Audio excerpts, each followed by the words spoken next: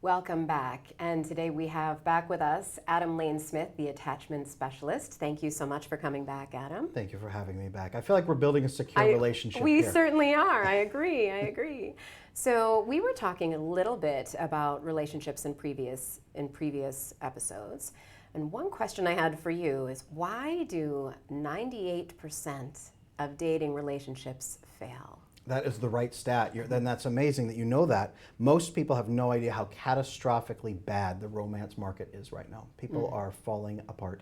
And the number one reason that I have seen time and again through all my years of clinical experience and all my years of coaching has been this anxious and avoidant dynamic. We call it the anxious-avoidant dance, where an anxious person and an avoidant person get together. They swear that they will give each other great feelings for the rest of their lives. It lasts about maybe 6 months, begins to fall apart, and just detonates. And then both people are miserable by the end of it. I've seen it over and over again. Whether they survive for a year or survive for 20 years, it always ends in misery, unless they change a couple things. Well, tell us about the couple things, Well, please. let me tell you first about why it gets so bad. Oh, yeah. Because people at home are probably like, wait a minute, I think this might be what I'm going through. So what I have seen time and again is that the anxious person jumps into a relationship because they feel so connected and so bonded. And the avoidant person jumps in thinking this is going to be a great opportunity for us to get to know each other. We'll grow and it'll be doomed, so we'll get out of it eventually anyway, but it's wonderful. It'll be fun for the meantime, usually is what they think. Then they get flooded with dopamine because the anxious person is so giving and so nurturing and so loving, and usually it's a woman. The anxious partner is a woman, and she's giving and nurturing and bonding and sharing of herself and just caring for that avoidant person, and he feels so cared for. But it's dopamine that floods him because his cortisol is blocking his oxytocin receptors, so he doesn't properly bond in the right way. Meanwhile, he is reciprocating and saying, this feels great, let me give back to you. And he tries to flood her with dopamine as well, and she doesn't receive it as dopamine. She receives it as oxytocin and approval. And now she feels safe because he approves of her, because her nervous system's calming down. We talked about that last week. So he makes her feel so safe and so loved and so cared for. And at 6 months, the novelty dopamine dies. And he no longer feels the positive benefits of it. It's dwindling. He begins to look hesitant and pull back. He looks concerned. He's not getting as much. Now he wants time alone. Now he needs space. Now it's just not what he thought it was. Now he's wondering, can I give you what you need? Now he's feeling like, well, is this really all it's going to be forever? I don't know if I can do this. Now it's, well, if we get committed and married, what would that look like? I'm going to be miserable for the rest of my life on dwindling returns, and you're going to need more from me? And from her side, it's, I have done everything for you and you won't commit to me. I've given you everything a person can give. It's confirmation that I am unlovable. You know me now and you're abandoning me. This is my worst fear come to life. It's my childhood abandonment happening all over again. I can't believe you would do this to me. At 1 year, they usually break up, because then her sex drive falls off a cliff because her oxytocin is down in the dumps. She cannot perform sexually anymore. He's not getting any bonding whatsoever. Their relationship dies. This is the most common pattern. The next most common pattern is they actually get married because she doesn't strong arm him, but she convinces him, and they can bring the dopamine back enough by spicing it up again and again, and he's ethical and considerate, and he tries to build a relationship because he just wants to make it work. They get married, they have babies, it falls apart at 15, 20 years, and it's just a catastrophe. This is why relationships are breaking up. This is why we have the divorce rate that we have today, is this anxious and avoidant dance. So you have to fix it if you want any kind of long-term romantic success. Romantic success defined, by the way, as staying together long-term in a monogamous relationship. That's the definition we tend to use in the field of psychology. I appreciate that you define that. There are a lot of different definitions right now for romantic success. So. Avoidantly attached people might define success as we learned something together in our brief window of time and we got out before it got too bad. That's sometimes avoidant people might define success that way. So why do and I do want to get back to, I don't want us to get here and then not give tools for people, but I would like to know why the anxious and avoidant are attracted to each other in this way. Quite frankly, because there's two populations that are invisible to each other. There's the securely attached people who are transparent. They lead with principles and goals. They compatibility test right up front. They have clear, direct, focused conversations, and they just get they don't bond immediately right off the bat. Feelings are kind of set aside as we test carefully. And as you immerse into it, you build a secure, long-term bonded relationship with all the proper brain chemistry. The insecurely attached people don't do that. They either leap at the feelings, or they never properly bond, or they run away from the deep probing questions. So these two populations sort out from each other and are invisible to each other. It's like blue fireflies and red fireflies. They can only see each their own color, they're invisible, and they just aren't signaling properly. So right now, everybody at home is probably thinking, I have never seen an honest, transparent, secure person. That's because they're over here, you've never seen them, and they probably haven't seen you. And over here is the other pool of everybody else, and it's the anxious and avoidant people going after each other with feelings, feelings, feelings all the time. Okay, so if you are anxious, you are likely to be with an avoidant. Does an anxious ever choose an anxious, an avoidant Almost ever never. choose?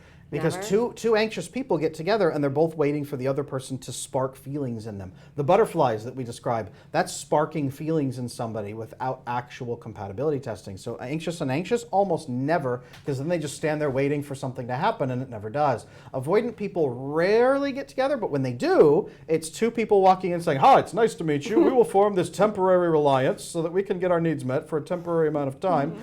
And then both of them have an exit plan. So when there is a problem, they both go, guess that's it, and they just kind of bail out at this point. Okay. So very temporary. It's possible, but rare. It's usually the deeper pieces. So for our anxious and avoidant dance that you were talking about, the relationship dance, what is it that they need to do, or how do we help them somewhere along the lines? This is a 6 month, you said it, 6 months, things seem to fall off the cliff. What are our prevention mechanisms for our two groups here that tend to really get magnetized to each other? So the answer that I can give you, the shortest term answer, is to build a securely attached relationship on both sides.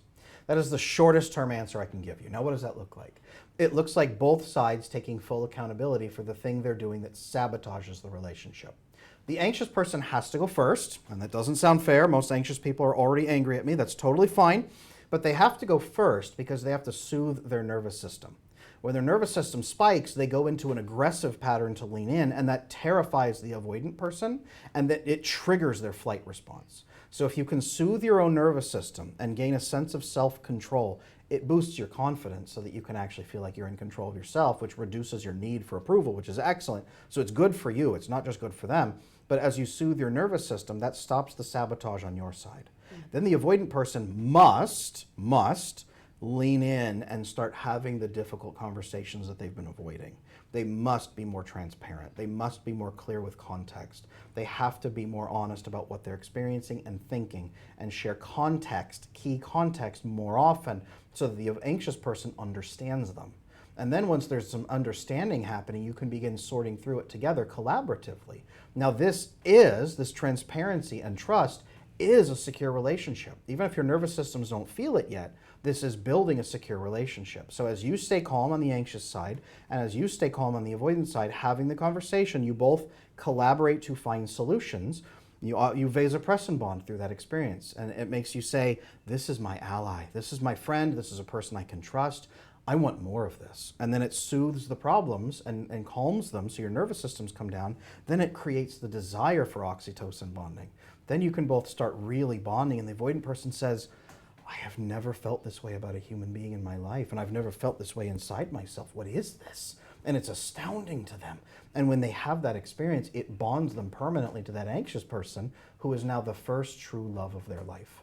And when they experience that, they never, ever, ever want to split apart, ever. Maybe they'll get a little scared here and there, but they keep coming back because they're now permanently bonded. And the anxious person finally has that approval and that connection that they've been looking for all of their life.